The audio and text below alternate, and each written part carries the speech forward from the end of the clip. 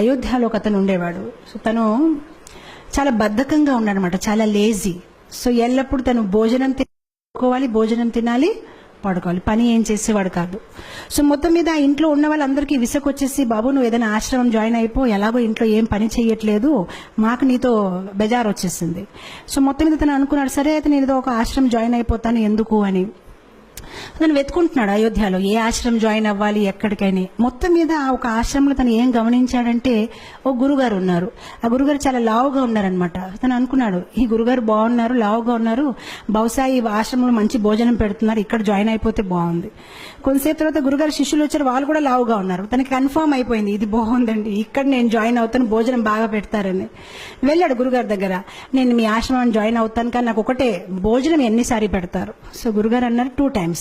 2 times నాకు సరిపోతుంది, నాకు 3 times కావాలంటే గురుగారు అన్నారు, పొద్దున ఇస్తారు కదా, అదే నువ్వు మధ్యాహ్నంకు ఉంచు, ఏం ప్రాబ్లం లేదు.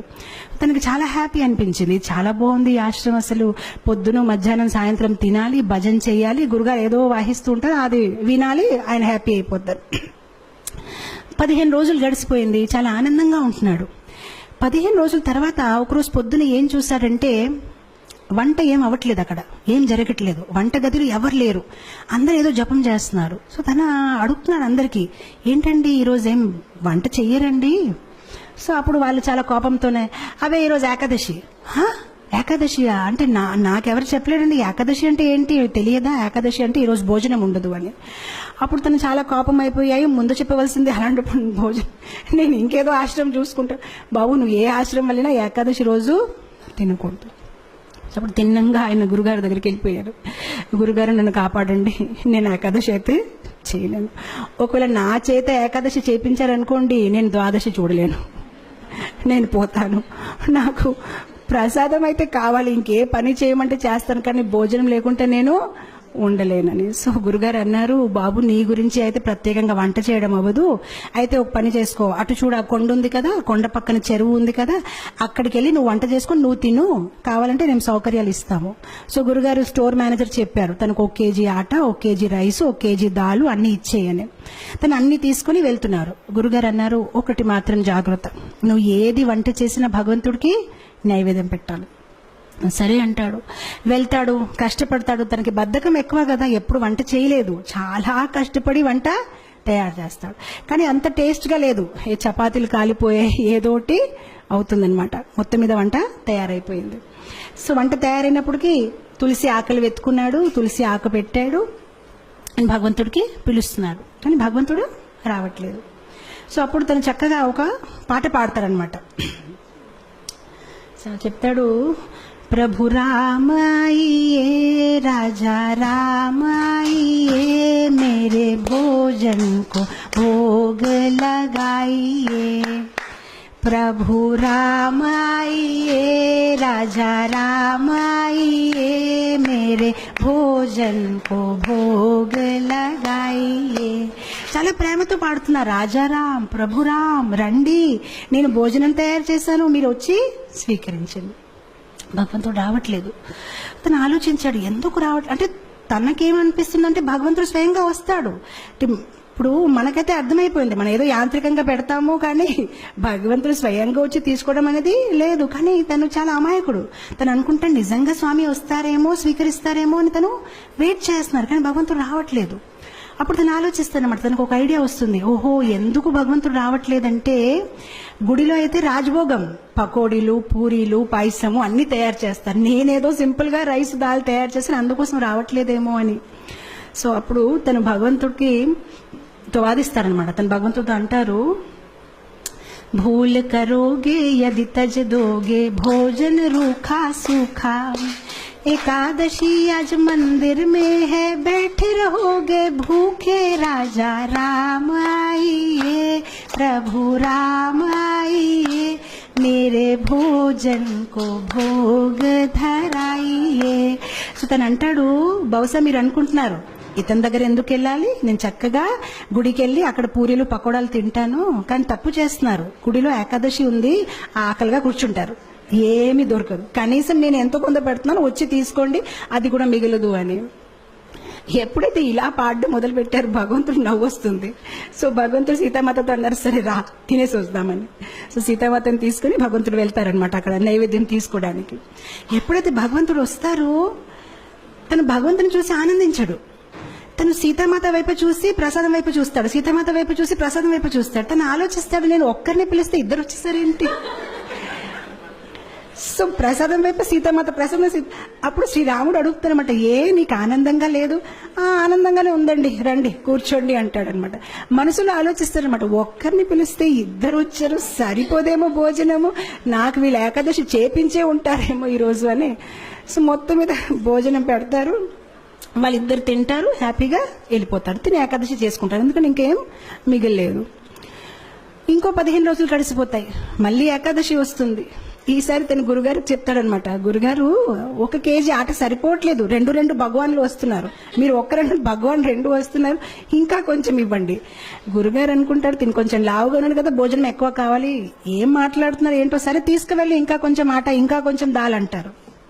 ఈసారి తీసుకువెళ్తాడు, చక్కగా వంట చేస్తాడు, తులసి ఆకులు పెడతాడు, మళ్ళీ స్టార్ట్ చేస్తాడు.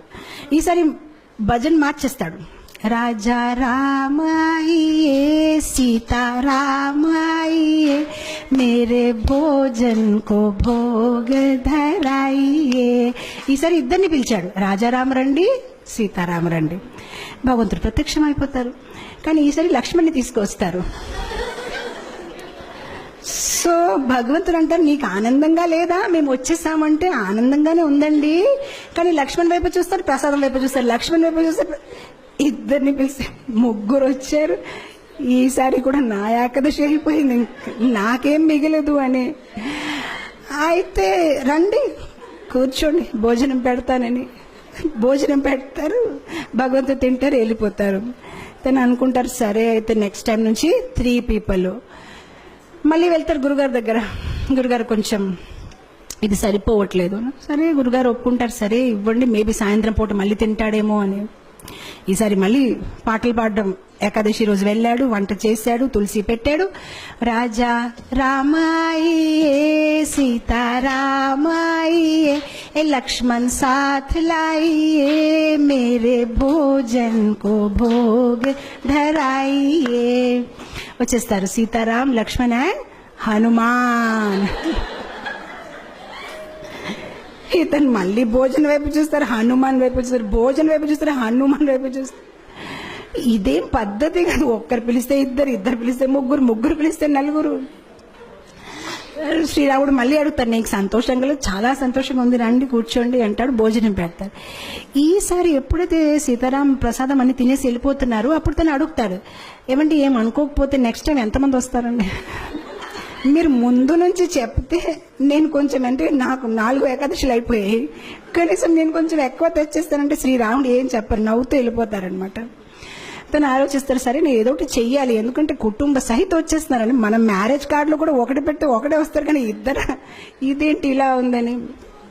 తర్వాత ఏకాదశి రోజు మళ్ళీ గురుగారు చెప్తారు, నాకు 10 కేజీ ఆటలు కావాలి, 10 కేజీ రైస్ కావాలి. గురుగారు అనుకుంటారు, ఇదేదో ప్రాబ్లం ఉంది, బహుశా తను అమ్మేస్తున్నాడేమో, ఎంత ఎవరు తినలేరు, తప్పకుండా అమ్మేస్తున్నాడు. సో గురుగారు అంటారు శిష్యులతోనే, పర్వాలేదు తను అడిగింది ఇచ్చేయండి, తర్వాత మన పని చూద్దామని ఇచ్చేస్తారు. ఇప్పుడు గురుగారు అంటారు శిష్యులతోనే, మనం ఏం చేద్దామంటే కొంతసేపు తర్వాత వెనక వెళ్ళి చూద్దాం, ఎక్కడ అమ్ముతున్నారు, ఏ షాప్లో వెళ్ళి అమ్ముతున్నాడు. ఈసారి వెళ్ళాడు, తను సామాన్లన్నీ దింపాడు, కానీ వంట చేయలేదు. వంట చేయకుండా పాటలు పాడడం మొదలు పెట్టారు. సీతారామాయియే రాజా రామాయియే లక్ష్మణ సాథ్ లాయియే హనుమాన్ లాయి మేరే భోజన్ కో భోగ ధరాయియే. వచ్చారు సీతారామ లక్ష్మణ్ హనుమాన్ భరత్ శత్రుఘ్న కౌశల్య సుమిత్ర కై మొత్తం పరివార కుటుంబం అందరూ వచ్చేసారనమాట. సో అప్పుడు వచ్చేసి, బాబు మేము వచ్చేసామని. సో అతను అందరు లెక్క పెట్టుకుంటున్నారు, వచ్చారు, చాలా మంది వచ్చారు. సో అప్పుడు భగవంతుడు అన్నారు, ప్రసాదం ఎక్కడుంది? సో అప్పుడు తిని అన్నాడు, నేనెందుకు వంట చేయాలి, నేను చేస్తాను, మీరు తినేసి వెళ్ళిపోతారు, నాకేది మిగలదు, అదిగో అక్కడ ఉంది, మీరు వంట చేయండి, తినేసి వెళ్ళిపోండి, ఎలాగో నాకేమీ దొరకదు, గత కొన్ని ఏకాదశి నుంచి నేను ఏకాదశి చేస్తున్నాను, అక్కడ ఉండి వంట చేసి తినేసి వెళ్ళిపోండి. ఇంకా తనకి కోపం వచ్చేసి చెట్టు కింద పడుకుంటాడు, ఇంకా లాభం లేదు, వీళ్ళు ఎప్పుడు చెప్పినా మొత్తం కుటుంబం తీసుకు వచ్చేస్తారు. సో శ్రీరాముడు అంటారు సరే అయితే. సో శ్రీరాముడు కూరగాయలకు వస్తున్నారు, సీతామాత వంట మొదలు పెట్టారు, లక్ష్మణ్ కర్రలు తీసుకొచ్చారు, హనుమాన్ పండు తీసుకుని వస్తున్నారు, అందరు బిజీ అయిపోయారు. ఆయన ఎప్పుడైతే సీతామాత ఇలా వంట చేస్తున్నారు, దేవతలందరూ కూడా కింద దిగిపోయారు, ఆ ఋషులు మునీలు అందరూ చాలా హడావడిగా అయిపోయింది. అక్కడ వంటలు అవుతున్నాయన్నమాట, ఎంతో మందికి వాళ్ళు కుకింగ్ చేస్తున్నారనమాట. అండ్ అదే సమయంలో అక్కడ గురుగారు వచ్చారు శిష్యులతోని, అంటే చూద్దాం ఇతను ఏం చేస్తారని. కానీ గురుగారికి ఏమీ కనిపించట్లేదు. ఆయనకి ఎలా కనిపించిందంటే చెట్టు కింద ఇతను పడుకొని ఉన్నాడు, ఆ సామాన్లు అక్కడ పడేస్తున్నాయి. సో అప్పుడు గురుగారు తను లేపి చెప్తున్నారు, నువ్వు చెయ్యవా వంట, ఏం చేస్తున్నావని. అప్పుడు శిష్యుడు చెప్తారు, మీకు కనిపించట్లేదా, ఇంతమంది వంట చేస్తున్నారు, ఇగో చూడండి సీతామాత ఏంటి, ఇగో చూడండి ఇదేమవుతుందని. అప్పుడు గురుగారు అంటే నాకేమీ కనిపించట్లేదు. సో అప్పుడు తను కోపంతో శ్రీరాముడు చెప్తారు, మీరు కనిపిస్తారా లేదా, లేదంటే నా మీద ఆయనకి సందేహం ఉంటుంది, కనిపించండి అని చెప్తారు. సరే కనిపిస్తామంటే అందరు కనిపిస్తారనమాట. సో అప్పుడు అందరు కనిపిస్తే గురుగారు ఇంకా కళ్ళల్లో నీళ్ళు వచ్చేసి, నేను ఎన్ని సంవత్సరాల నుంచి శ్రీరాముడిని పూజిస్తే నాకు దొరకలేదు, కానీ నీ ఒక సరళ స్వభావం, నీ ఒక అమాయకత్వం చూసి భగవంతుడు వెంటనే ప్రత్యక్షమయ్యారని ఆయన ఏడ్చి ఆ శిష్యుడిని కవగలించారనమాట. సో ఇక్కడ భగవంతుడు మన ఒక సరళ స్వభావం, మనలో వినయం ఎంత ఉంది, మనలో అమాయకత్వం ఎంత ఉంది. భగవంతుడికి కాంప్లికేటెడ్ పీపుల్ ఇష్టం లేదు. మనలో జ్ఞానం ఎక్కువ ఉంటే బహుశా భగవంతుడు నన్ను ఇష్టపడతారు అనేది కాదు, మనలో ప్రేమ ఎక్కువ ఉంటే భగవంతుడు మనని ఇష్టపడతారు. సరళంగా ఉండాలి. చెప్పాలంటే భగవంతుడికి ఎలాంటి పీపుల్ ఇష్టం, చైల్డ్ లైక్ ఇన్నోసెన్స్. ఎవరిలో అయితే ఎక్కువ హిపోక్రసీ, ఎక్కువ ఆలోచనలు లేదు, చాలా సింపుల్ హార్టెడ్ ఉంటారు, అలాంటి వాళ్ళని భగవంతుడు ఇష్టపడతారు.